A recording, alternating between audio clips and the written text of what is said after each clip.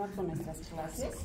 El día de hoy nos toca ver el tema de eclampsia y síndrome de Helen. Pero esta patología está enmarcada dentro de lo que viene a ser la enfermedad hipertensiva del embarazo. Es una complicación de la preeclampsia. Así es que vamos a hacer una pequeña revisión también de lo que viene a ser la preeclampsia.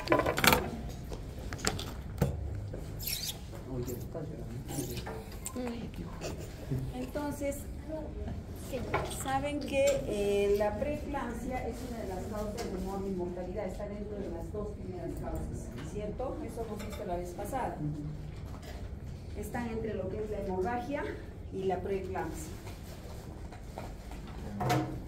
Y básicamente, ¿por qué se va a tener la preeclampsia? Porque hay una remodelación anormal de las arterias espirales maternas. Es eso. Ya, en cuanto a la incidencia, en países desarrollados, más o menos se atribuye el 16% de muertes maternas. ¿Sí? En el Perú la incidencia, bueno, también va por allí, hablamos de un 4 a 11%.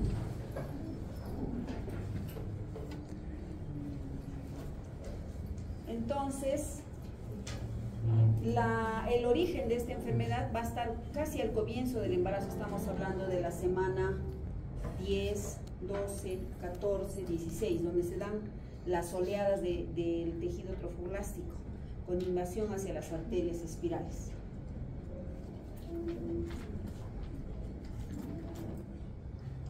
Bien, entonces, está asociado a un incremento de la presión arterial. Entonces tendríamos que preguntarnos cómo es la presión arterial en la gestante, cuánto es normal, cuánto es anormal.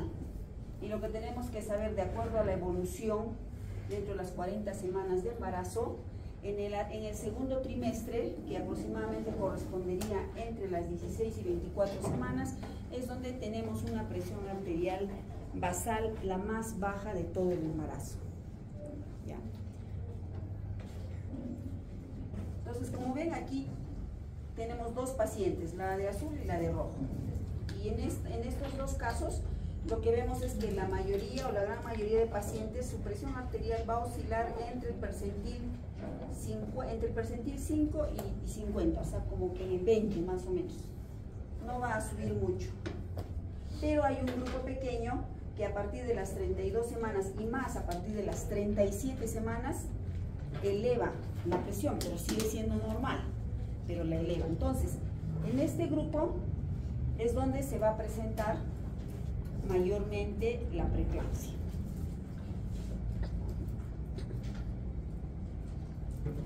Ya, entonces hemos revisado con sus compañeros en la clase pasada qué cosa era la preeclampsia y habían dos criterios básicos. ¿Cuáles eran? Presión arterial y proteinuria. Presión arterial mayor a 140/90 y la proteinuria mayor a 100. Ahora, lo importante de esto creo que también sería, o sea, cómo tomar la presión arterial.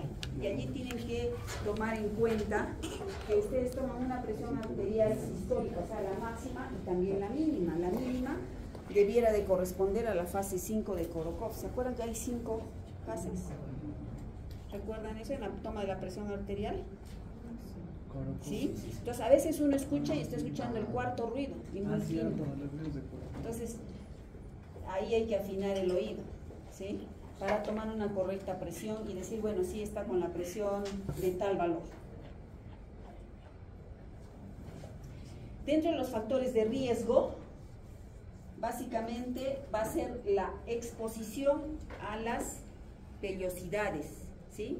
A las vellosidades coriónicas. Entonces, quiere decir que toda gestante tuviera ese riesgo, pero definitivamente tiene que haber el compromiso de otros parámetros que hagan que la susceptibilidad de una paciente sea mayor que otra. Así, por ejemplo, se habla también de la primipaternidad. Se dice cuando se expone a los antígenos paternos, por primera vez, esa paciente tiene más riesgo de hacer preeclampsia. Ahora, puede que tenga alguna alteración o alguna susceptibilidad a nivel del endotelio vascular. Entonces, todas esas predisposiciones se van a convertir en factores de riesgo para la preeclampsia. Si hay trastornos preexistentes a nivel de las células endoteliales o es una paciente con diabetes mellitus, en la diabetes mellitus también hay compromiso del endotelio vascular, ¿no es cierto? Entonces, también va a ser una predisposición. Y también juega la predisposición genética. Entonces, si queremos más o menos ver cuáles son los factores de riesgo más asociados, tenemos esta lista. El primer embarazo, en pacientes muy jóvenes, muy mayores, si el intervalo intergenésico es mayor de 10 años, si hay un índice de masa corporal mayor a 35. Como vemos, la obesidad está en la mayoría de patologías. El embarazo múltiple, en el embarazo múltiple hay más tejido placentario, por lo tanto se asume que hay una mayor exposición del tejido como para poder hacer este cuadro. Los antecedentes familiares de preeclampsia, ¿no? Esos son factores de riesgo. Podemos agruparlos en moderado y en alto riesgo. El alto riesgo es aquella paciente que tiene mucho mayor riesgo de hacer la preeclampsia. ¿En quién va a ser? En la que ha tenido un trastorno hipertensivo anterior. Una enfermedad renal crónica, en problemas de colagenopatías como el lupus eritematoso, la diabetes nuevamente, la hipertensión crónica. ¿Sí? Entonces, si hay alguno de estos factores de riesgo, es una paciente para vigilar.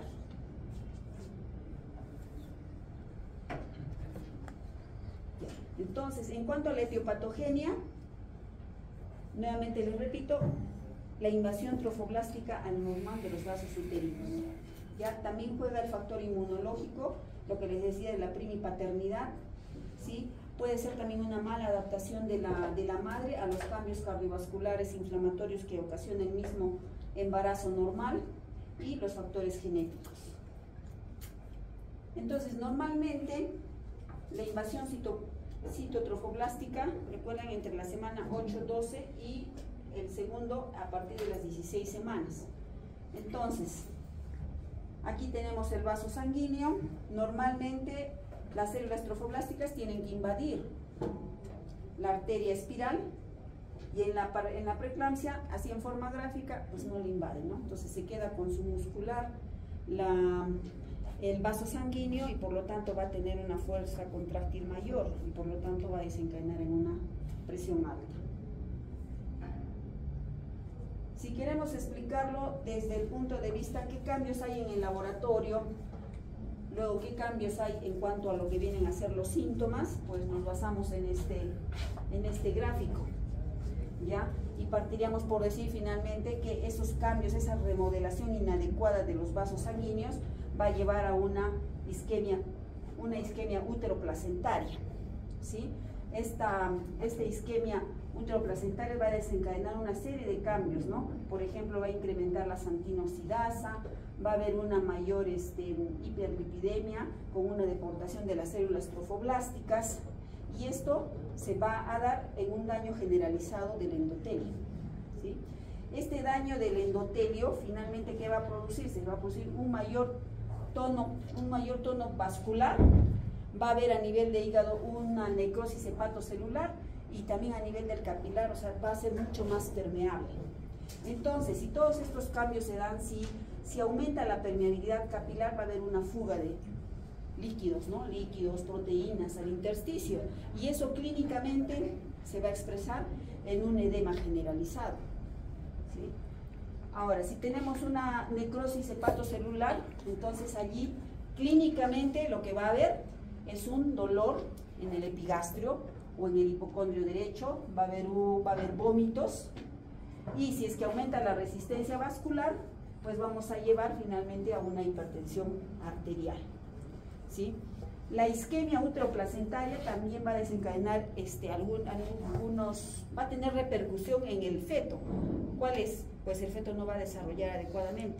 Tenemos la restricción de crecimiento intrauterino. Ahora, si la presión es alta, entonces nos puede llevar a lo que vienen a ser las convulsiones. Nos lleva primero a la cefalea y también a las convulsiones. Ahora, si este daño endotelial también va a haber también cambios a nivel de lo que viene a ser las plaquetas, o sea, las plaquetas van a disminuir, ¿sí? Si disminuyen, tenemos, ¿cómo se llama la disminución de plaquetas? Trombocitopenia o plaquetopenia. También acuérdense que si esto progresa, si está el daño del vaso, del endotelio vascular, o sea, los eritrocitos empiezan a destruirse. Y entonces vamos a tener lo que se llama la anemia hemolítica. Entonces, a nivel, digamos, de laboratorio, acá va a haber una disminución de la presión oncótica del plasma, ¿sí?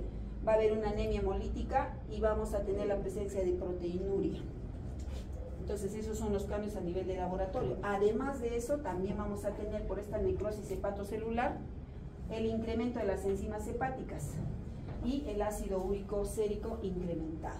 Entonces, aquí, digamos, en forma esquemática estaría todo lo que viene a ser la fisiopatología.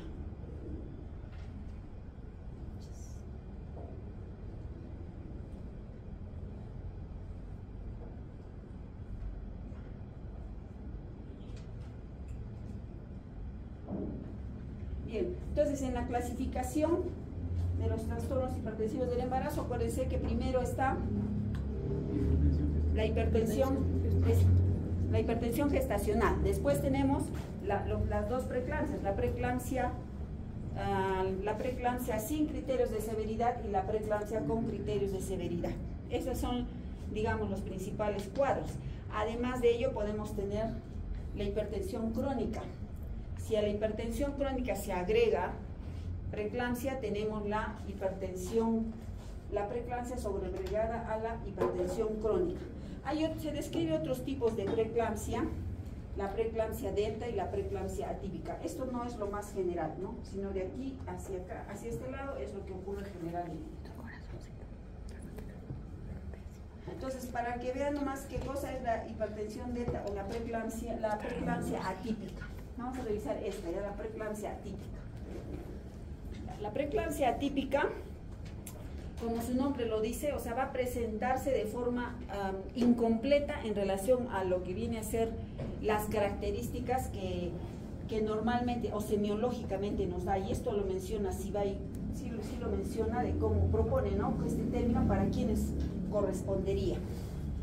Por ejemplo, si tenemos una paciente con una hipertensión gestacional, o sea, tiene la presión alta, pero no tiene proteinuria, y sin embargo tiene síntomas de hipertensión o tiene signos de laboratorio sugerentes de microangiopatía, entonces estas deben entrar ahí en la preeclampsia atípica. Otro caso es cuando la paciente tiene su presión arterial normal, pero tiene una proteinuria positiva. Hasta aquí todavía no sería una atípica, porque yo puedo tener una presión arterial normal y puedo tener una paciente que tiene una proteinuria mayor de 300 miligramos y no ser preeclámpica. Eso se llama edema gestacional, ¿sí? Pero si además tiene algunos signos de laboratorio sugerentes de microangiopatía o hemólisis. Bueno, la verdad es que si uno tiene esto, o sea, definitivamente, o sea, yo no podría decir es una atípica, simplemente digo, esto sí correspondería a una preeclampsia, porque si hay cambios sanguíneos, o sea, donde haya, digamos, anemia hemolítica, o sea, ya no podría pensar en que no es una preeclampsia, ¿no? Obviamente que tiene que estar asociado a otros cambios más. Ya también lo clasifica aquí al síndrome Hell, pero el que aparece después de las 48 horas. O sea, deben de tener una paciente normal, todo, y a los 2 días, síndrome Hell, laboratorialmente. Entonces, también entraría como una enfermedad hipertensiva del embarazo atípica, ¿no? Ahí iría. Y si es que aparece antes de las 20 semanas, también. ¿En qué casos puede aparecer antes de las 20 semanas, se les ocurre? A ver. ¿En qué casos podría tener una paciente de 18 semanas, presión alta? Gestante de 18 semanas, presión alta. Gemelos, y a poco. Otro. Hemos hecho al comienzo. Era una causa de hemorragia de la primera mitad del embarazo. Aborto. Embarazo. Mola. La mola está asociado a presión alta, pero como nosotros usamos un criterio y decimos, hemos dicho a partir de las 20 semanas, o sea, si se presenta a las 17 y 6, no cumpliría el criterio de inclusión, pero puede hacerlo. Entonces, en ese caso entra ahí, ¿ya? Bueno, en cuanto a la clínica, o sea, lo principal es que tengan la presión arterial alterada. Estamos hablando de 140 a 90 milímetros de mercurio, que se hacen, ya hemos dicho, en dos tomas distintas, con una separación de 4 a 6 horas. Y la proteinuria, que lo he mencionado, mayor a 300 miligramos en 24 horas. ¿Sí? Pero además podemos tener algo tan simple y luego puede haber algunos indicadores de gravedad del trastorno hipertensivo, y estas son, ¿sí? O sea, si es que se convierte en grave, si es que se sube mucho la presión, ¿cuánto? Presión arterial diastólica mayor a 110, la sistólica mayor o igual a 160, si es que hay proteinuria, ¿sí? ¿Pero cuánto de proteinuria? Si es que es positivo, ya, esta proteinuria, lo que hablamos la otra vez, hablamos de 2 gramos o de 5 gramos, por ahí mencionaron, ¿no es cierto? O sea, si tenemos una proteinuria mayor de 2 gramos, o sea, no, ya tenemos que ver que esa paciente está entrando en una preeclampsia con criterios de severidad. Y bueno, los signos de vasoespasmo, el dolor de cabeza, las alteraciones visuales, el dolor abdominal superior, y a nivel renal tenemos la oliguria. Acá mencionan las convulsiones, que vendría a ser un problema neurológico, y en el laboratorio, si la creatinina se eleva, si hay una trombocitopenia menor a 100.000, si hay elevación de las transaminasas, si hay una restricción del crecimiento intrauterino, si tenemos un edema gestacional, ¿no es cierto? Y ahí, eso sería. Y grave también si es que la preeclampsia se manifiesta en forma temprana, o sea, hablamos de gestaciones menores de 34 semanas, o sea, se convierten en cuadros más complejos y por lo tanto con mayor riesgo, o sea, no evolucionan tan bien como una paciente que se presenta después de las 37 semanas.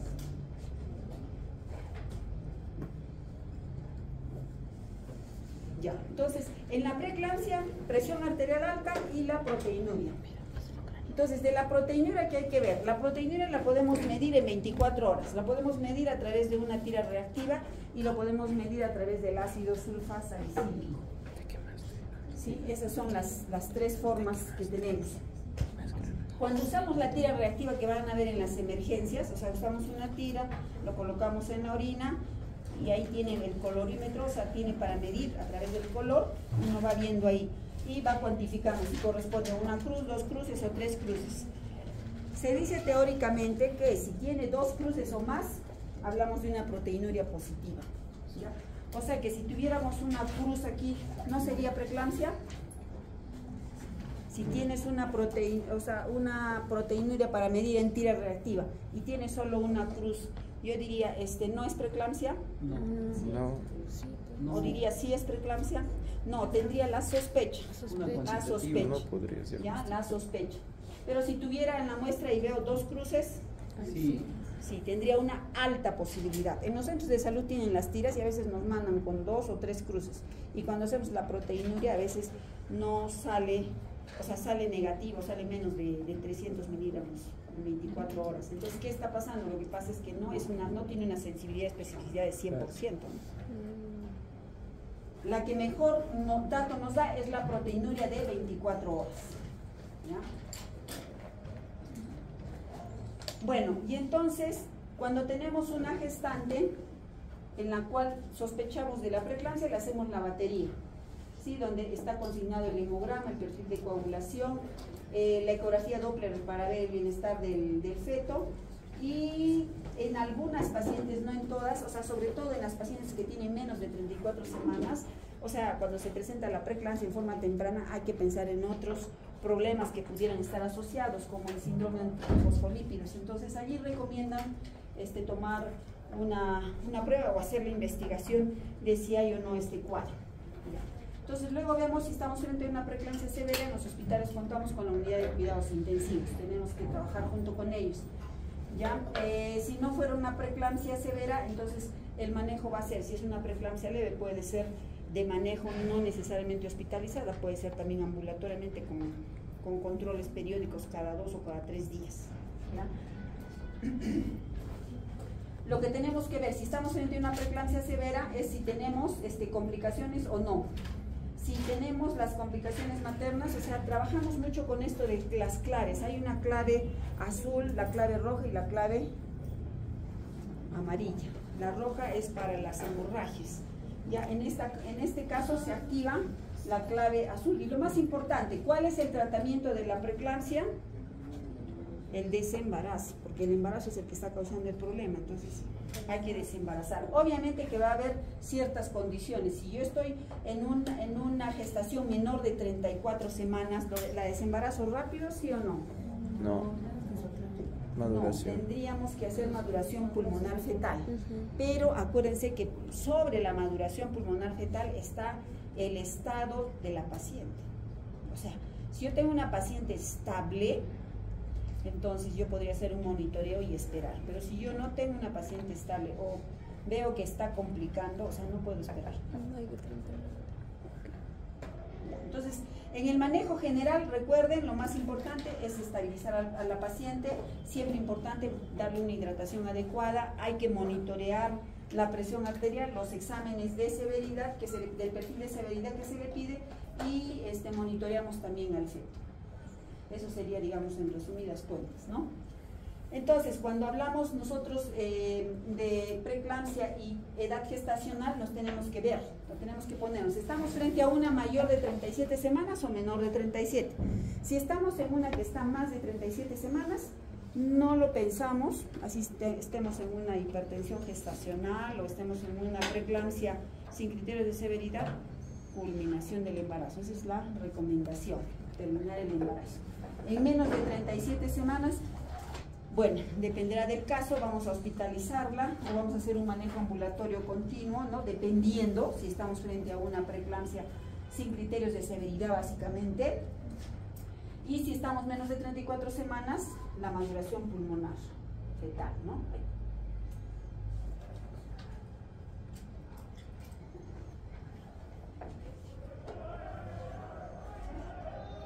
Ahora, si estamos frente a una paciente con preeclampsia con criterios de severidad, ya sabemos que vamos a culminar el embarazo pronto, pero tenemos que tomar algunas medidas. ¿Cuáles serían?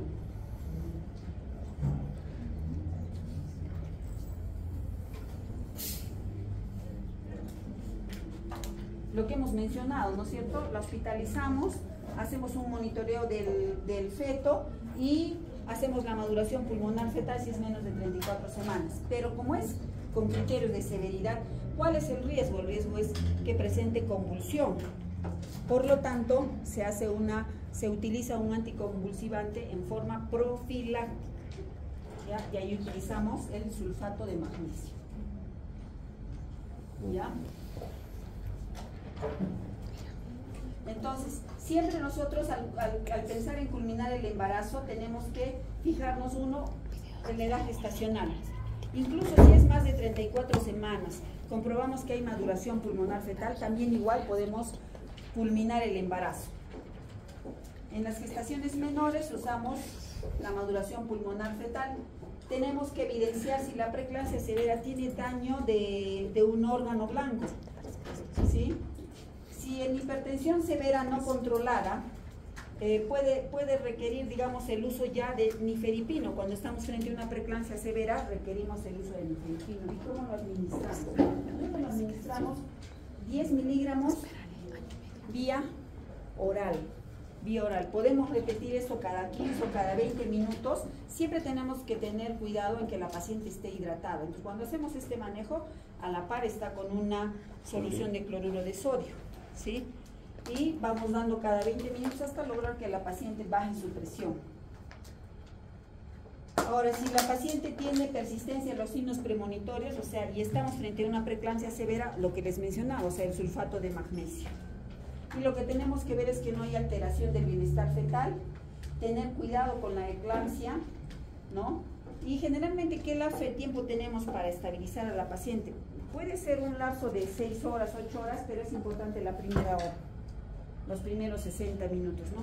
Ahí determinamos cómo vamos a compensarla y hacia dónde va a ir, si la vamos a manejar solo en el piso o vamos a manejarla en forma conjunta. Generalmente el manejo es multidisciplinario, trabajamos con la unidad de cuidados intensivos, alistamos inmediatamente sala de operaciones, ¿sí? como para evitar las complicaciones, o sea, a tiempo tiene que ser.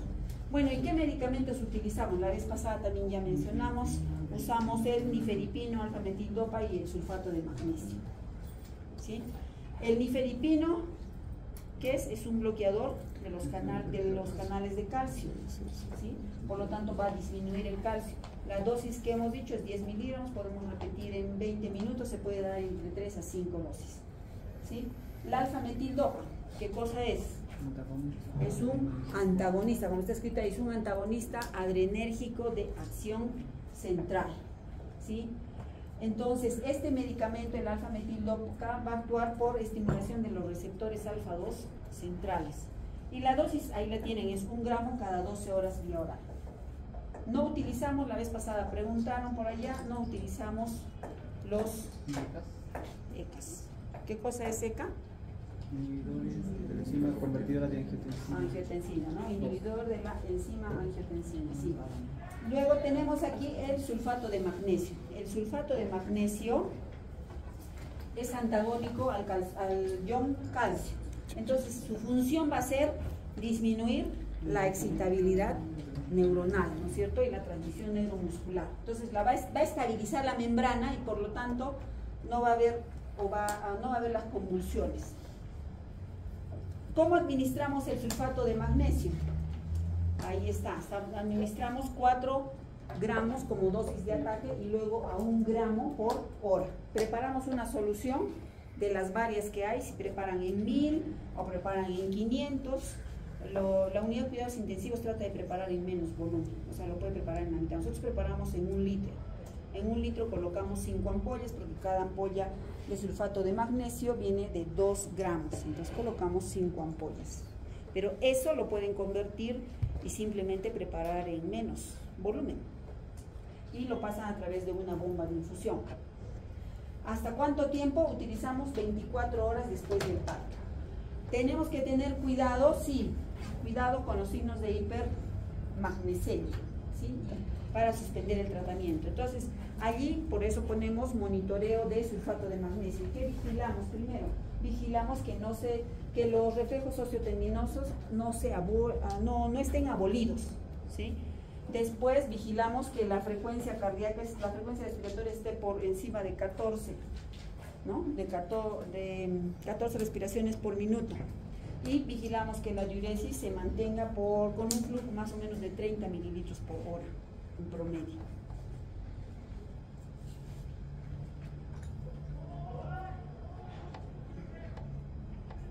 Bueno, y los corticoides ya usamos, ¿no? Usamos ya sea la betametasona o usamos la dexametasona en las dosis que ya ustedes saben.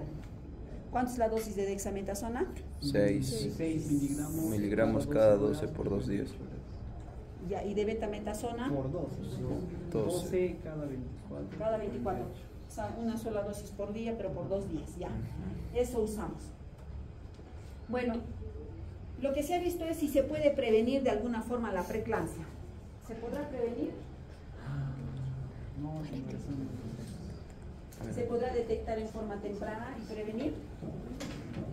Bueno, en eso se está, en eso es lo que se está, ¿no? O sea, en que en forma temprana se pueda detectar si esa paciente va a ir a hacer preeclampsia.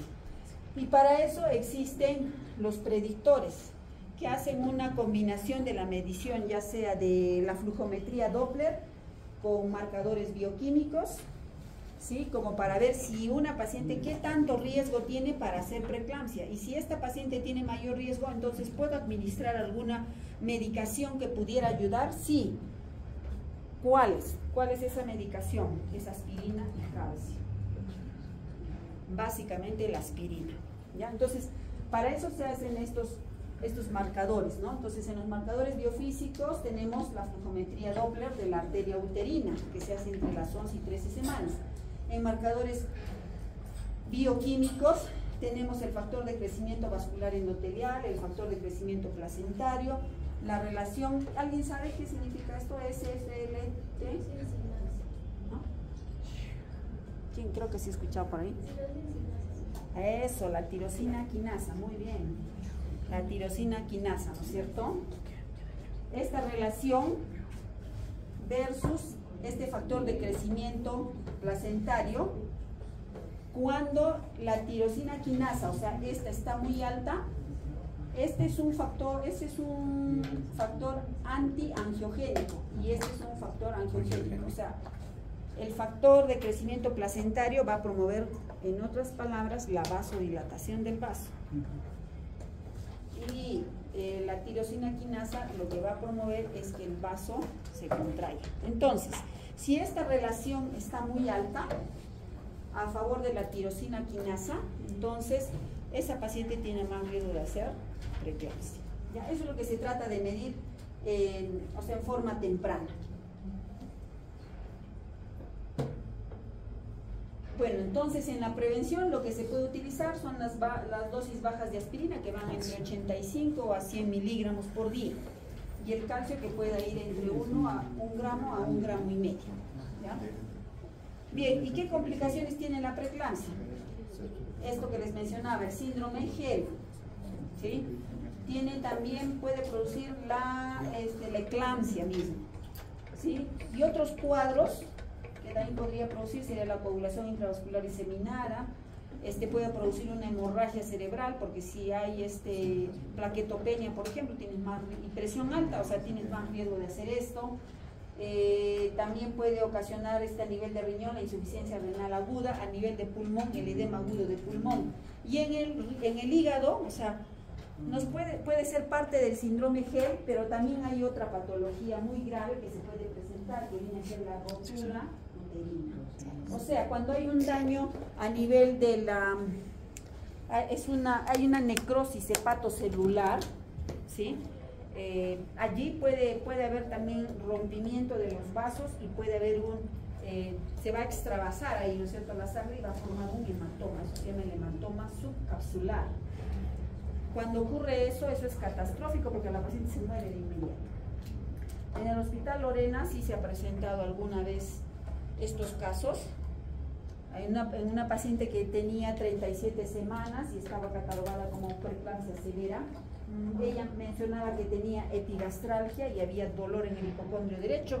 Ya fue programada para terminar vía cesárea, pero en el antiguo hospital de Lorena, o sea, la sala de operaciones no quedaba en un ambiente cerrado, sino la sala de hospitalización de obstetricia estaba como en este pabellón, y la sala de operaciones estaba como donde hemos ido a hacer las clases una vez creo que hemos ido al primer piso, así, o sea, tenías que salir y pasar, ¿no es cierto?, una zona que no está techada y llegar ahí. Y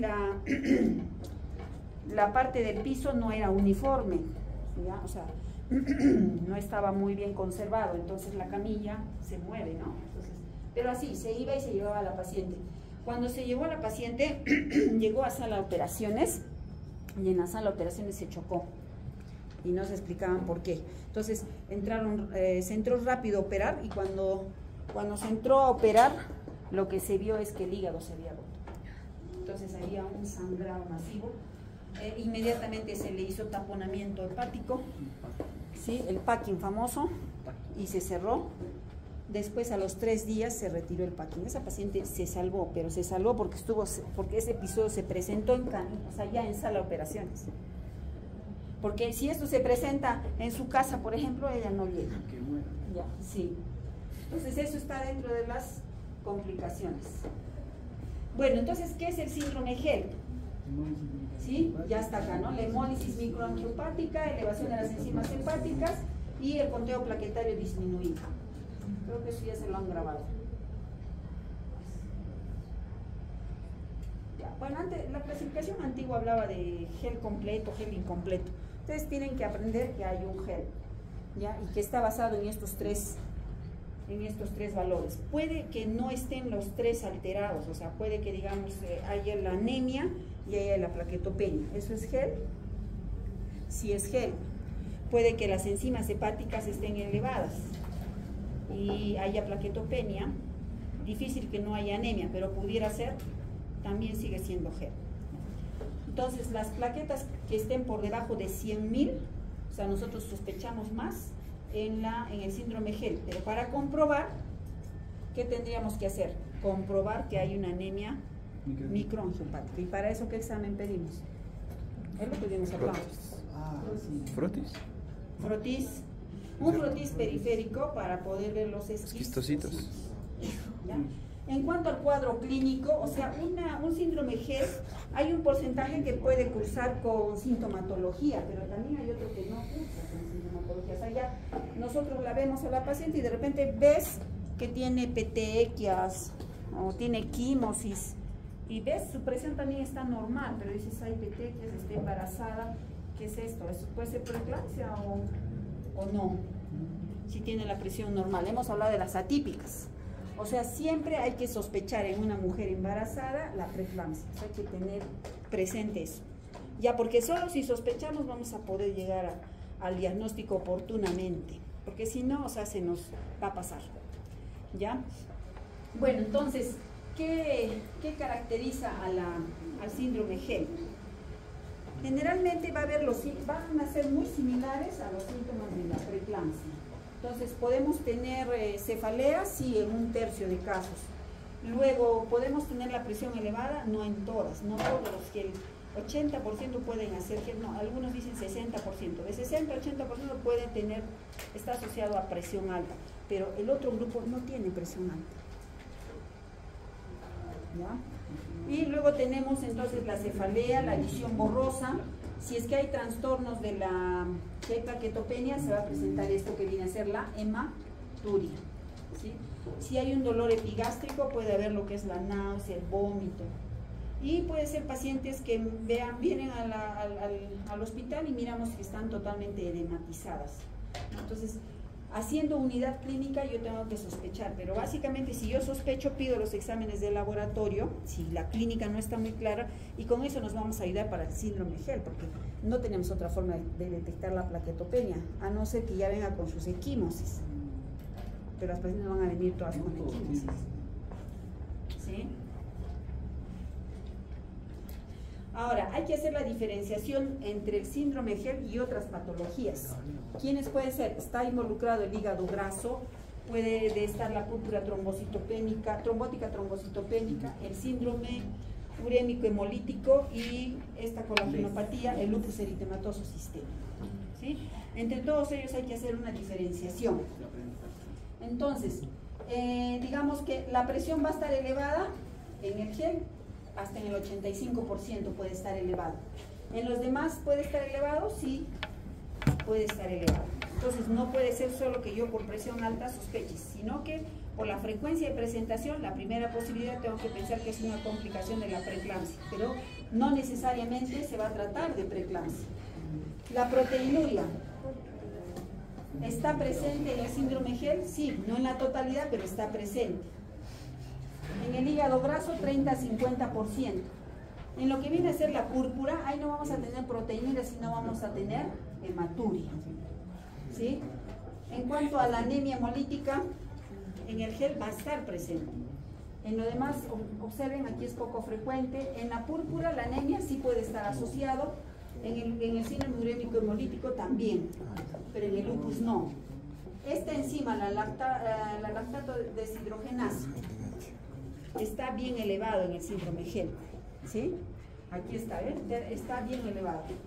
¿Ya? Y podemos tener en los demás, también puede haber en los demás. Plaquetas, plaquetopenia, tenemos en GEL, también en púrpura, ¿sí? En todos estos cuadros puede estar. Las transaminasas en el GEL van a estar presentes, en las otras pueden estar. La insuficiencia renal no es no es propio del síndrome GEL, sí puede estar asociado como complicación de la preeclampsia, pero su porcentaje va a ser bajo, ¿no? Hasta llegar a una insuficiencia renal, 20%. La glicemia, esto sí es importante, la glicemia. O sea, si yo veo a una paciente y le pido su hemograma, estoy con sospecha de preeclampsia y veo que tiene la glucosa baja, ¿sigo pensando en preeclampsia? Podría pensar, pero hay otro cuadro que nos da hipoglicemia. ¿Quién es? El hígado graso. O sea, el hígado graso su diferenciación va a estar dado porque si yo pienso que es preeclampsia, porque va a ser muy parecido, pero la glicemia va a estar baja. Hemos tenido una sola vez, yo he visto un caso de hígado graso, ¿no? Pero se puede presentar. Entonces, a tomar en cuenta la glicemia, ¿sí? La hipoglicemia. La coagulación intravascular diseminada, en el gel severo, en el gel que está avanzando, sí es frecuente, pero por lo general no va a ser. ¿Ya? Luego tenemos estas pruebas, el Adams. ¿Qué es el Adams? ¿Alguien? A ver, ¿quién ayuda? Adams, una prueba de laboratorio que tiene que ver con factores de coagulación. ¿Con qué factor? ¿Cuál es el más común, el más conocido? Gerson. 10. El factor de Von. Claro. No sé. Ya, entonces, sí, no lo usamos mucho, así que no tienen que recordar, ni yo misma me acuerdo de esto, ¿no? Pero hay que revisarlo, Entonces, este marcador puede estar, lo que hace es que ese factor lo degrada, o sea, que lo vuelve pequeñito. ¿Por qué? Porque cuando está elevado y cuando está íntegro, ¿qué va a producir? Cuadros de trombosis. Ajá. Entonces, bueno, importante que lo sepan que va a estar presente ¿dónde? En la púrpura trombocitopénica. En los hospitales no he visto hacer eso, ¿ya? Bueno, y esta era esa relación que les dije de la tirosina quinasa y el factor de crecimiento placentario, ¿sí? Que va a estar presente aquí en el gel, y en los demás va a estar más bajo, ¿ya?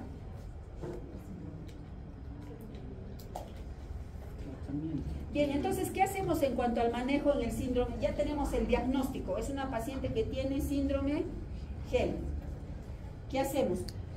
El síndrome GEL puede ir asociado a convulsión, ¿sí o no? ¿Por qué mecanismo? Si en el GEL estamos diciendo que hay trombocitopenia y el GEL, la mayoría va a ir asociado a presión alta.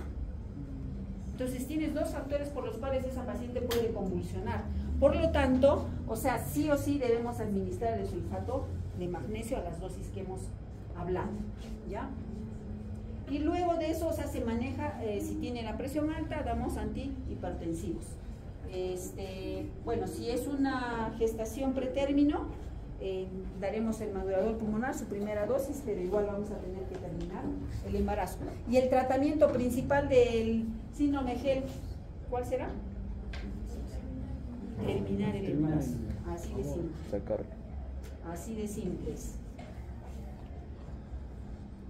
Ya, entonces las pacientes que tienen preeclampsia severa con sospecha de síndrome GEL, se les aplica el protocolo de preeclampsia severa. Además se administra el sulfato de magnesio y la terapia antihipertensiva, y la cura definitiva viene a ser el desembarazo o interrupción del embarazo. El otro cuadro que complica mucho la preeclampsia o los estados hipertensivos del embarazo viene a ser la eclampsia. La eclampsia, que viene a ser la convulsión asociada o la presencia de convulsión en una gestante asociado a hipertensión arterial. Eso es, porque puede venir convulsionando la paciente. ¿Y qué otro cuadro nos da convulsión en el embarazo? Ya, en una no embarazada. ¿Quién da convulsiones? ¿Quién?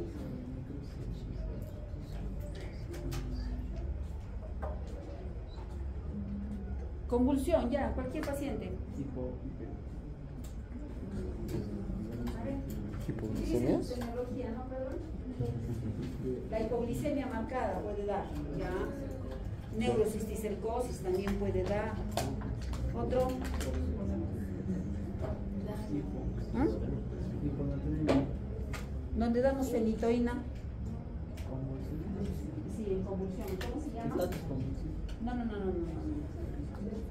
O sea, la epilepsia es común, ¿no? La epilepsia. Entonces hay pacientes gestantes que vienen y convulsionan durante el embarazo, pero tienen el antecedente de ser portadoras de epilepsia, por ejemplo. Entonces, esa paciente no puede ser catalogada como eclampsia, ¿no? La eclampsia tiene que ir asociada a la presión alta, como dice ahí, ¿no? Preeclampsia, ¿sí?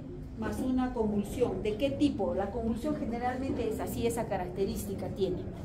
Es una convulsión tónico-clónica autolimitada, que puede durar de 1 a 2 minutos y que generalmente se va a presentar en el tercer trimestre. ¿Puede llegar al coma? Sí. ¿Puede llegar a un estatus convulsivo? Sí, sí puede llegar. ¿Ya? Ahora, el 80% dice de estas pacientes, o sea, no han presentado signo de vasoespasmo. O sea, estuvieron en casa, están gestando, están en casa, por ahí tuvieron una preeclampsia sin criterios de severidad y de repente convulsionan, ¿no? O sea, le pregunta, señora, ¿le dolió la cabeza? ¿Vio lucecitas? ¿Le zumbó los oídos? No, ¿ya? Puede ver eso.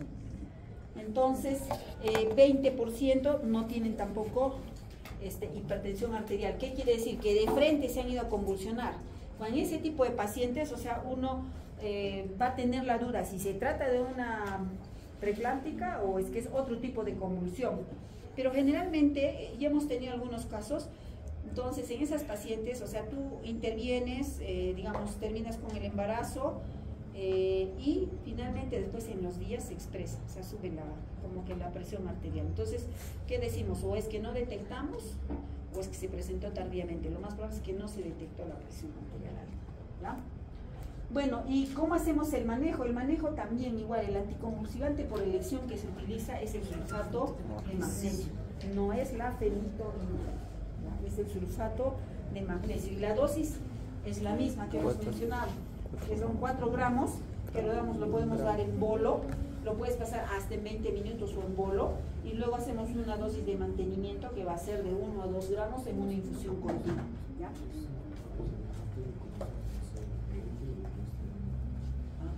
Entonces, este tipo de cuadro de la eclampsia se va a presentar antes, durante el parto o en el posparto. La mitad se va a presentar antes, o sea, como gestante. Durante la misma atención del parto, también la paciente puede convulsionar, ¿sí? 25% y 25% en el posparto, ¿sí?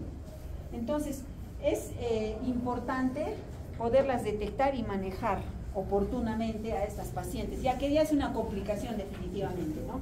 Pero también las debemos de manejar de tal manera que evitemos más complicaciones. Entonces, ¿qué hacemos con la paciente si ya llega y presenta la convulsión? Bueno, decimos que esa es una eclampsia porque está embarazada, le tomas la presión, tiene 140/90. Sulfato. Entonces ya, le administramos el sulfato de magnesio. Luego, como cualquier convulsión, mantenemos la vía aérea permeable. Vamos a prevenir que se aspire. La ponemos de cúbito lateral izquierdo y lógico, vamos a preparar todo en sala generalmente, entonces, ¿no es cierto? Porque ha convulsionado para culminar con el embarazo. Eso es lo que se hace. Muy bien, chicos. Gracias. ¿Alguna pregunta? Lucero. Sobre el síndrome de espejo en el embarazo, que después también con preeclampsia. Síndrome de espejo. A ver, más o menos, ¿qué es lo que...? No lo he escuchado, al síndrome de espejo, pero más o menos, ¿qué asociado a preeclampsia? Es el triple síndrome de A ver, ¿qué más es? No, porque no he escuchado el síndrome de espejo, pero si está asociado a preeclampsia debe ser alguna complicación. A ver, es una asociación de efecto con hidropesía frontal y preeclampsia materna. O sea, si de repente la hidropesía pudiera estar vinculado a que produzca alguna sustancia o algo que favorezca una isquemia útero-placentaria y finalmente de la preeclampsia. Ya, aunque lo voy a revisar, solo quiero comer. lo podría revisar para aclarar eso. No es algo común, ¿no? Síndrome del espejo. No, lo va a revisar, Yo también lo voy a revisar. Con llanto. Ya acabó. O sea, chicos, hay a veces, Eso te vas a exponer. no todo lo tenemos que saber en este momento, pero tenemos ahora acceso a la literatura y a poder dialogar. ¿Qué? No, sé yo si también como quiero. algo curioso, o algo que lo vamos a leer, aquí leemos. Algo más. Ya, chicos, entonces, bien, ya hemos hecho esta parte que nos correspondía el día de hoy. Ahora, la otra parte que... ¿A quién le toca? ¿A qué grupo le toca? El tema de investigación formativa, María. En esta clase hay en Franco, fíjate. Y de responsabilidad social. No sé, me parece que hay. No gastes. Cofitas, no gastes.